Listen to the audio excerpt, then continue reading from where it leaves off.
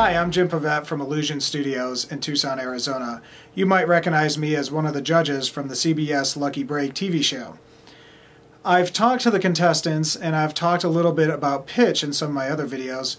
Today I'm going to talk a little bit about microphone handling.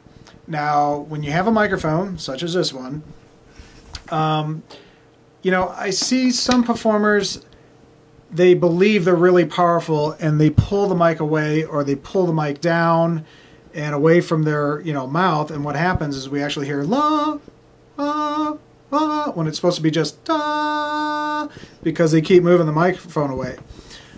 It's something that some people do it correctly, some people don't, and that's something that over time you will learn, but I'll give you a few pointers.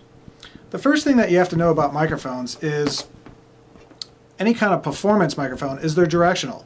The sound only enters in from the front, and as it goes off to the side, it actually gets duller in sound and to the point where there's no information going into the microphone.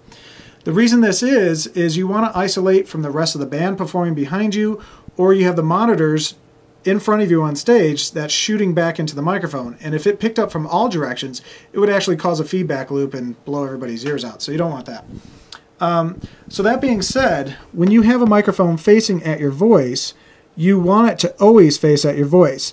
So if you are a super loud singer, you could pull the microphone away, but you want to make sure it's still facing right to your lips. That way the nuances and the intelligibility of your voice is always directed right at the microphone. Where if you're pulling the microphone like this, then you're not going to hear it as well as you would in front of your mouth. The other thing that you want to know about microphones is proximity effect. And the further you pull a microphone away, that is in cardioid pattern, which is a directional pattern, just like this microphone, the thinner the microphone gets. And the closer you bring it, the more that the bass builds up, so it sounds very husky and very low-endy.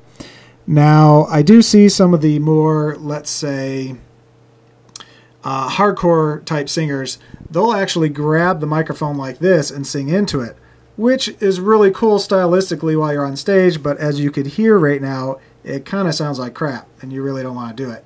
It also could cause some feedback problems too, and you'll notice you'll just be like, whoop, whoop, it will actually feedback just putting your hand on it.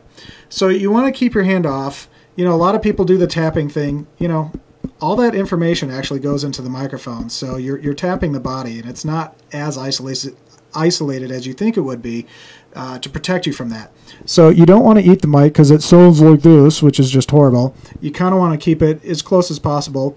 Now there is other brands of microphones like an Audix i5 or actually a OM5 or OM2 that is looks similar to this microphone, but you could get right up on it and it doesn't have a proximity effect like this one does.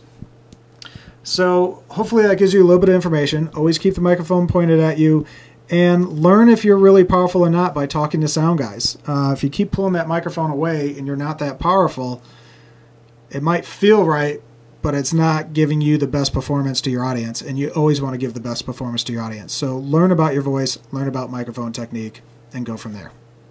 So that's it for this video on handling and proximity. If you have any more questions or you'd like to get a hold of us, please contact us at illusionstudios.com or jimpavett.com.